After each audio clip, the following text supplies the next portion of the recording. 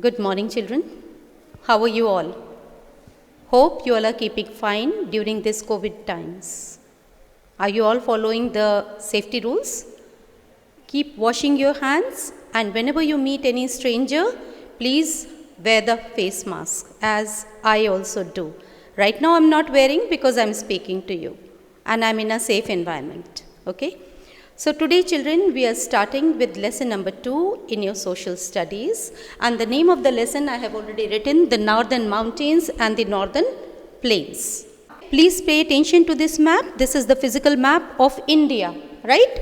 Now when I said about north, I am meaning about this direction.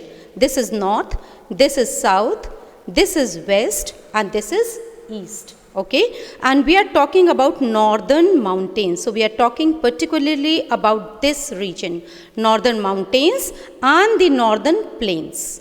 So in this lesson, we are going to talk about particularly these two regions. Is it clear to you, children? Shall we proceed now? Okay. Now these northern mountains, as you see, that they make a natural boundary of a country. Here, this side is China, you all can see. This is China and this is India. So they make a natural boundary between these two countries. And these mountains, these are mainly a range of mountains known as Himalayas. All of you have read about Himalayas earlier also. And most of you must be knowing that the highest peak in the world is Mount Everest, isn't it? Mount Everest is somewhere here in Nepal. Okay, it is not in India. Mount Everest is in Nepal, which is the highest peak, but it belongs to these mountains only. And what is the height of Mount Everest? It is 8,848 meters. 8,848 meters. So I just want to give you an extra bit of information that who was the first person who scaled Mount Everest? Do you all know? Just rack your brains and recall. The person was Edmund Hillary and Tenzing Norgay. Edmund Hillary, he belonged to New Zealand, and Tenzing Norgay, they scaled the Mount Everest for the first time, right? And now, very recently, a woman from India, the one who was handicapped, she also scaled Mount Everest, and she did it in spite of having amputated legs, right?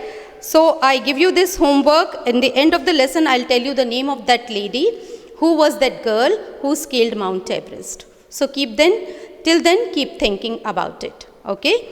So I come back to the lesson, and talking about northern mountains, what is the stretch of these mountains? From here, as you can see, it is starting from Jammu and Kashmir and extending till Arunachal Pradesh, which is in the east. The extent from here to here, this is 2,400 kilometers. That's quite a bit, 2,400 kilometers. And the width over here is more, and the width over here is less. This side, the width is almost 500 kilometers, and in the west, it is 200 kilometers, right? So, this side, there are big mountains over here, but this side, when you come towards the eastern side, they have hills, basically not big mountains but hills. And the hills are, I don't know whether you'll be able to see or not, but there are hills Garo, Khasi, Jaintia, Naga and Mizo hills. You can see the names written over here. And these hills are not very high, but they are covered with thick forests. Very big, thick forests, okay? There are many Indian states also in this region. And what are they? If we start counting from here, we have Himachal Pradesh. Now, I will not call Jammu and Kashmir as a state. And all of you know the reason. Why? Because Jammu Kashmir now is a union territory, not anymore a state. It is not written in your book. In your book, it is still mentioned as a state. But now it is no more a state, it is a union territory. So the states are Himachal Pradesh, then Uttarakhand, then West Bengal, and Sikkim, Arunachal Pradesh, and so many North Indian states. There are 7 states you all are very well aware of. Okay. Now, all these Himalayan ranges, they can be divided into basically 3 parallel ranges. So now I just want to tell you about Himalayan ranges. So I write here the name Himalayan ranges.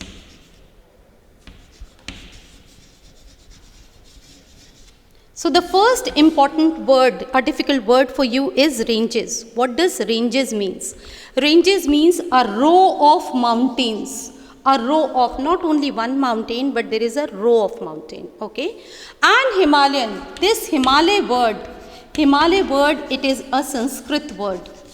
What is this? This is a Sanskrit word. And this Sanskrit word is made up of 2 basic words, which you all must have read in Hindi and Sanskrit also. You have read about Sandhi Vichhed. So I'll write in Hindi only. This is made up of him plus ale. Him plus ale. Now him, what is him? Snow. Okay? And ale means abode. Either abode or home. So what is the meaning of Himalaya? Abode of snow, home of snow. Why a home of snow? Because these ranges are throughout the year, all 365 days, covered with the snow. The snow never melts. So that is why. Now because these ranges are very big, we can't read about them in one go. So we will be dividing it into 3 parts, right? Himalayan ranges, we will be dividing it into 3 parts because there are 3 rows, parallel rows, right? So here I divide it into 3, 1, 2 and 3. So the northernmost range is Himadri. What do we call it? Himadri. How do we spell it? Himadri. Himadri, Himadri. Or we also call as Greater Himalayas. Greater Himalayas. Because these are the northernmost area, right? The second is Himachal. Himachal. Okay? And this is also known as the middle or the lesser Himalayas. Middle or the lesser Himalayas. Okay? The third row, that is the bottom one, is known as the Shivalik or the lower Himalayas. Shivalik or the lower Himalayas. Now please, I want you to repeat along with me. The first one is Himadri, Himadri, Himadri, or the second name is Greater Himalayas, right? The second one is Himachal. It is also known as middle or lesser Himalayas. Himachal, Himachal, Himachal. And the third one is Shivalik, Shiwalik, Shivalik or the lower Himalayas. So these are the 3 parallel rows for which we will be reading one by one. So first I am going to talk about Himadri or the Greater Himalayas. Now children, till here I would just like you to open your books and see to it and underline the important lines that we have covered up till now. So I am quickly going to read whatever I have done up till now, so that if any word is difficult for you and you have not understood the correct pronunciation of that word, please make note of it. Okay? So here I start. Your lesson name is the Northern Mountains and the Northern Plains. I am the highest mountain range in the world, home to some of the highest peaks, including the Mount Everest. So this is a question for you, a riddle, wherein you have to name, and at the below it, it's written, who am I? So all of you must have identified by now, what is the name? Himalayas. And how do you spell it? Himalayas. So please write down in that dotted line, Himalayas. Right? This chapter we will study about the northern mountains and the northern plains of India. So first, the northern mountains. The northern mountains stretch across the northern boundary of India. They include the Himalayas, which are the highest mountains in the world. Please underline, Himalayas are the highest mountains in the world. And some hill ranges in the northeast. The Himalayas stretch in a long curve from Jammu and Kashmir in the west to Arunachal Pradesh in the east. Please underline this line also. Jammu and Kashmir in the west to Arunachal Pradesh in the east. Their east-west extent is about 2,400 kilometers and the width varies. What is the word? Varies. Varies from about 500 kilometers in the west to about 200 kilometers in the east. They form a natural boundary between India and China. Please underline this line. They form a natural boundary between India and China. We come to the next paragraph. The hill ranges. Now I have already explained to you the meaning of ranges. Okay. The hill ranges in the northeast include. Now please pay attention the names. Okay. They might be tongue twisters for you, but you have to learn these names. So underline these names of these hills in the northeast. What are they? Garo, Khasi, Jaintia, Naga and Mizo hills. I repeat once again. Garo, Khasi, Jaintia, Naga and Mizo hills. These hill ranges are not very high and covered with thick forests. Okay. So come to the next page. Are you ready? Come to page number 261, wherein you have a box on the right hand side, that is, did you know? So we will first do that box. Himalaya in Sanskrit means the abode of snow, and I explained it to you along with the Sandhi Vichhed. So please underline this line. Himalaya in Sanskrit means the abode of snow. The mountain range was given this name because a large part of it is covered with snow all year around. Now this question can come in think and answer. So you have to give the reason that why Himalaya is given such kind of a name. Okay. Then next is the highest peak in the Himalayas is Mount Everest, and I already explained to you what is the height of Mount Everest. 8,848 meters. So please underline this line also. The highest peak in the Himalayas is Mount Everest, 8,848 meters, which is situated in Nepal. Please underline Nepal. This peak is not in India. It is in Nepal. Have you done so? Okay. So now we come to this page. Many Indian states are a part of the northern mountain region. These states are Jammu and Kashmir. Now please children see to it. It's written Jammu and Kashmir under the states. So please underline this, and in the corner you can mention now it is a union territory, not the state. Okay. So and apart from this we have Himachal Pradesh, Uttarakhand, West Bengal, Arunachal Pradesh, Sikkim and other northeastern states. The Himalayas can be divided into 3 parallel mountain ranges. Now meaning of ranges I have already explained to you. Parallel. What is the meaning of parallel? Parallel is any 2 lines when they are drawn and they are always at an equal distance from each other and they do not meet. Those lines are called parallel. So here also we have 3 mountain ranges. So one line may be like this, the second row can be like this, and the third may be like this. Okay, so there are 3 parallel rows, and the northernmost, the top one is called as Himadri, the second one is Himachal, and the third one, the bottom one, is known as Shivalik. Okay. So I come back to the book. The Himalayas can be divided into 3 parallel mountain ranges. Himadri, the greater Himalayas. Please underline. Himachal, the middle or lesser Himalayas. Please underline. And Shivalik, the lower Himalayas. Underline this also. Now we start individually, we will study about all the three ranges. The first one is the Himadri range. The Himadri is the northernmost range. It is the highest range in the Himalayas. So this range has the highest peaks, right, in this range. In Himadri we have, okay, with an average height of over 6,000 meters.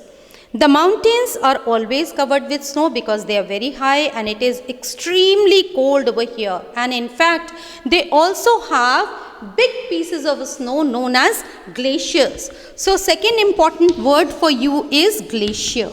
Now what is glacier? Glacier is a big piece of ice or snow which slowly keeps moving down towards the warmer regions, and once it moves down, it melts and turns into water and gives rises to rivers.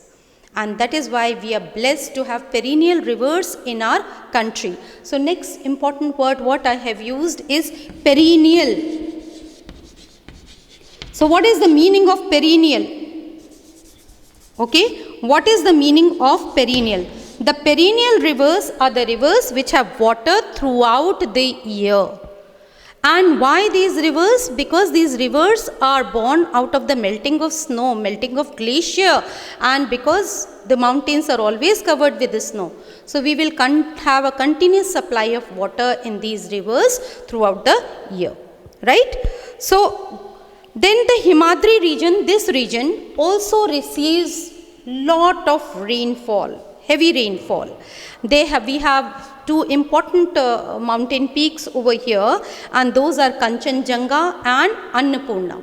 Okay, Kanchenjunga and Annapurna. There are very important mountain passes are also there. Now what is a mountain pass? So I am writing next important word for you is a mountain pass. What is a mountain pass? A mountain pass is a narrow passage which allows you to move from one side of the mountain to the other side of the mountain. So these are extremely narrow passages which allow you, because otherwise to scale a mountain, go up and then go down towards the other side is a very troublesome job and it takes a lot of time. So we have these small passes also, wherein in between the mountains there is a passage by which you can move to the other side. So especially this area also has many passes, and in one of the main pass important among here is Zojila Pass. Zojila Pass. What is the name? Zojila Pass, which is in Jammu and Kashmir. Okay, so this is also over there, and it is because it is very cold, then naturally nothing can grow over here. Nothing can grow. And if nothing can grow, no crops are there, then it will be very difficult for people and animals to live in this area. So in Himadri region, we only see ice and ice, snow and snow everywhere. Cultivation is not at all possible in this area. Yes? So I would like to now read from the book and you can underline the important lines. Okay? So come to page number 261.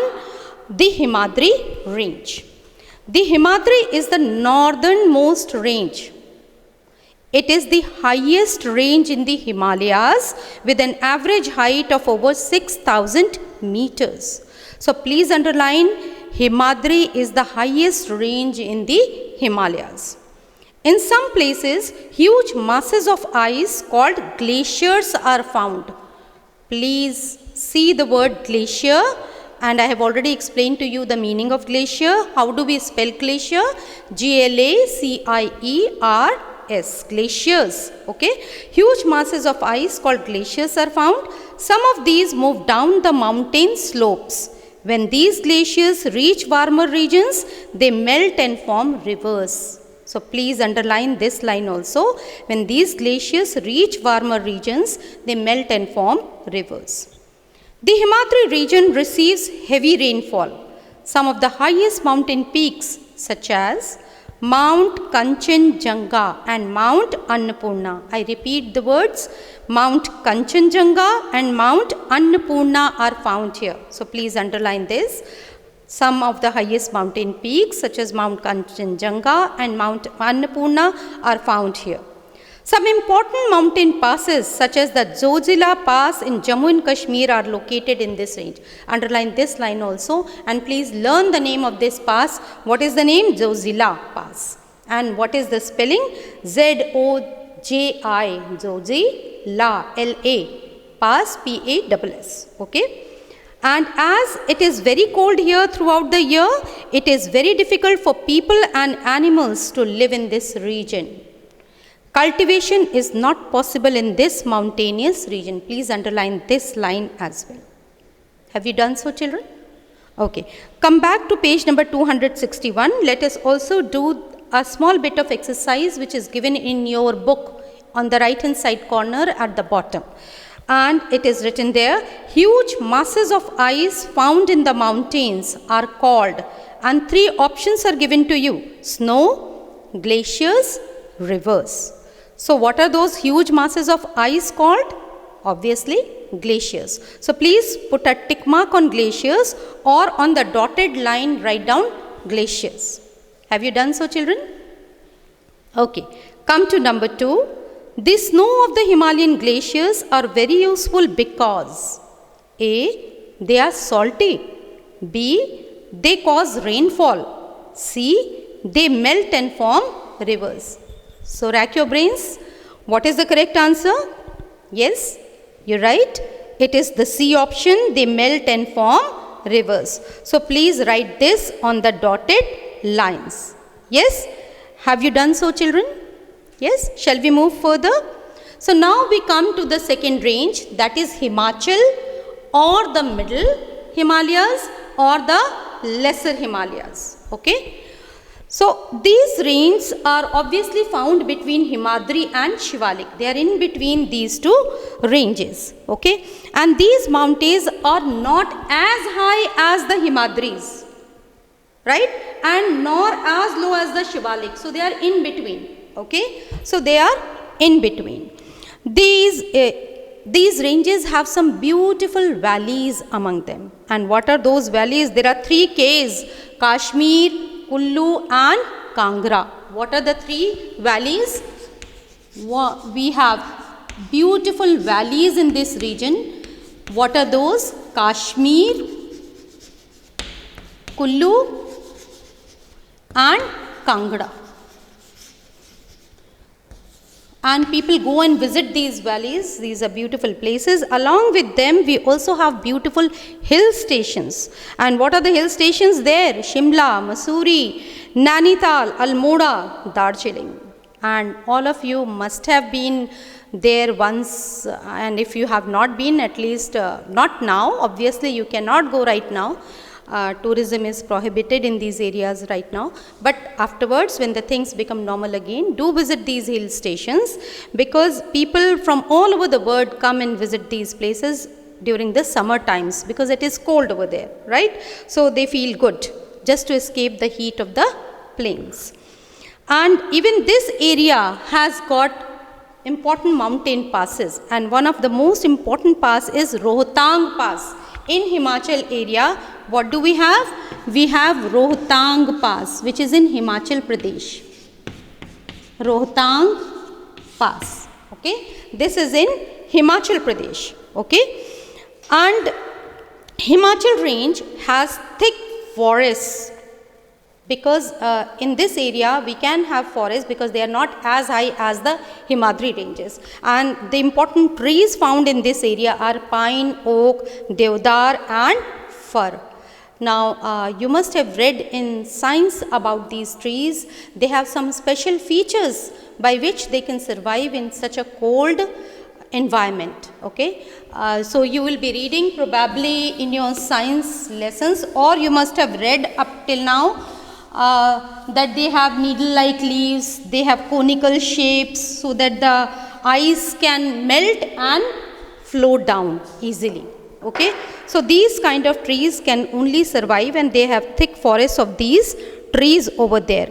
This region can have cultivation because the climate is suitable for cultivation over here. The winter months are cold, but not that cold as in Himadri region, and the summer months are cool and pleasant over here. The lower slopes of these ranges have orchards, and in the east we find tea plantations. If you have ever seen tea plantations, they look so very beautiful because they are formed by cutting slopes on the hills, right? So that is there. So let me read now what we have read up till about the Himachal range. So please be ready with your pencils to underline the important lines or the words. The Himachal range. The range is found between the Himadri and the Shivalik ranges. The mountains are not as high as those in the Himadri range. The Himachal range has some beautiful valleys such as the valleys of Kashmir, Kullu and Kangra. Please underline this line. What are the names of the important valleys? Kashmir, Kullu and Kangra. Beautiful hill stations such as Shimla, Mussoorie, Nainital, Almora and Darjeeling are located in this region. Please underline these also, names of the hill stations. During the summer, people love to visit these hill stations to escape the heat of the plains. Rohtang Pass in Himachal Pradesh is an important mountain pass located in this range. Please underline Rohtang Pass in Himachal Pradesh is an important mountain pass located in this range. The Himachal range has thick forests consisting of pine, oak, deodar and fir trees. Please underline the names of these trees: pine, oak, deodar and fir. The climate in this region is suitable for cultivation. The winter months are cold while the summer months are cool and pleasant. The lower slopes of these ranges have orchards. In the east, we find tea plantations. So please underline this line. The lower slopes of these ranges have orchards and in the east we find tea plantations. Have you done so, children? Yes. So now we come to the third, that is Shivalik. Okay, we come to the Shivalik, or also known as Shivalik range. What is the other name for Shivalik? The lower Himalayas. Okay. So the Shivaliks forms the southernmost and the lowest range of the Himalayas, as I explained to you. If these are in the northernmost area, this is Himadri, then this is Himachal, and then these are Shivaliks. So Shivaliks are towards the southern side, southernmost, and these are the lowest range of Himalayas. It is made up of hills rather than high mountain peaks. So height is not much over here. And the slopes of these hills, they are covered with thick forest, this area. It consists of thick forest, and so lot of variety of wild animals are also found over here. And this land is good for cultivation, so many types of crops are grown over here, like rice, potatoes and maize. The slope of these hills here, we find terrace farming. So what is terrace farming? If this is a hill, so what do? We cut down slopes in this, okay, in these hills. And why these slopes are needed? Because then if the water flows down with a great speed, it cannot take away all the soil. Otherwise what happens? If we grow here something, when the water flows down with a great speed, it takes away all the plantations and also the soil along with it. So what the farmers do, they cut down the slopes and grow over here on the slope. So even if the soil washes down from here, it gets rest over here. If it washes down from here, it stays here. If it gets washed down here, it stays here. And also it then reduces the speed of the water. So we have terrace farming over here, and cattle rearing is also done. They have sheep and goats which can be reared in this region. Now the region south, further down further down at the bottom of these hills, that Shivalik range, we have an area which is known as Terai region, okay, which is a flat and marshy area, okay, flat and marshy area where the crops which can be grown in this kind of soil can grow, okay, like rice, wheat and sugarcane are mainly cultivated in this area, okay. So, children, please pay attention to your book. Let me read now and be ready with the pencil. The Shivalik forms the southernmost and the lowest range of the Himalayas. Please underline this line. Southernmost and the lowest range of the Himalayas. It is made up of hills rather than mountains. The slopes are covered with thick forests and a variety of wildlife is found here. Much of the land is used for growing crops such as rice, potatoes and maize. The slope of these hills are used for terrace farming, which is a form of farming done by building a series of steps in the slopes of hills for growing crops. Please underline this line, which is very important. The slopes, I repeat again, the slopes of these hills are used for terrace farming, which is a form of farming done by building a series of steps in the slopes of hills for growing crops. Cattle rearing is also common over here. The region to the south of the Shivalik range is called the Terai, T-E-R-A-I, Terai. And what is Terai region? It is a flat, marshy area where crops such as rice, wheat and sugarcane are cultivated. So, please underline this line also. The region to the south of the Shivalik range is called the Terai region. It is a flat, marshy area where crops such as rice, wheat and sugarcane are cultivated. So, with this we have completed the three ranges of the three parallel ranges of Himalayas, right? Himadri, Himachal and Shivalik. I hope all of you have understood. Right? Shall we proceed further? Okay. So, now we come to the importance of Himalayas. So, why do we say that we are blessed to have Himalayas? Why is it so? That Himalayas actually they are a boon to us. Why? So, the topic is importance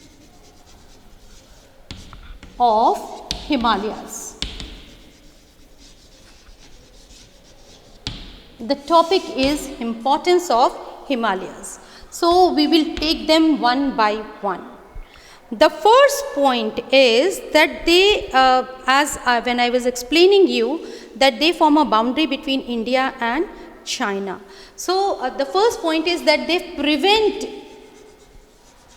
foreign invasion. Foreign invasion means people from other country cannot come to our country unnecessarily. You know, they cannot say that our land belongs to them, because in between there are Himalayas, which is very difficult for them to climb these Himalayas and come over to our country. So, they protect our country. So, we are blessed to have Himalayas in the north side. No country can attack easily from these northern Himalayan ranges. It is not easy for them, right? The second is they prevent cold winds. What do? They prevent cold winds from the north.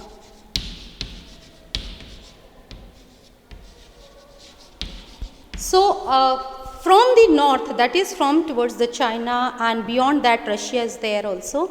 So, they prevent the cold winds from coming to India. Had Himalayas not been there, those cold winds would have reached India and made our country very, very cold. So, they stop those winds, and that is why we have a comfortable atmosphere, comfortable climate in our country, right? So, this is the second most important factor. Then the third one is that they stop rain bearing monsoons. They stop rain bearing monsoon winds, right, from going towards north. What is that? Because these rain-bearing monsoon winds, they originate from Arabian Sea, Indian Ocean and Bay of Bengal and everywhere, because we are surrounded by 3 water bodies, right? They start from there, and had Himalayas not been there in the north, those cloud-bearing winds, these monsoon-bearing winds would have crossed our country and gone to the other country and rained over there. But because of this, they strike the Himalayas and then cause rainfall in our country. So the Himalayas act as a facilitator for bringing heavy rainfall in our country. The next one is that we get valuable forest products, because as I was teaching you that Himachal and the Shivalik ranges, they have forests, right? So these forests, you get such important things from these forests. Important resins are there, timber wood we get, so many things are there that we get from there, medicines we get, honey we get from these forest areas. So, and the next is the importance of Himalayas. We have a variety of wild animals found in these forests. So we have all the animals, we have lions, we have tiger, rhinoceros, wild yak, all kinds of animals, snow leopards, those are found in these forests. Now the last point is, it gives rise to perennial rivers, gives rise to perennial rivers. So as I discussed earlier, that because of these mountains, we have snow throughout the year.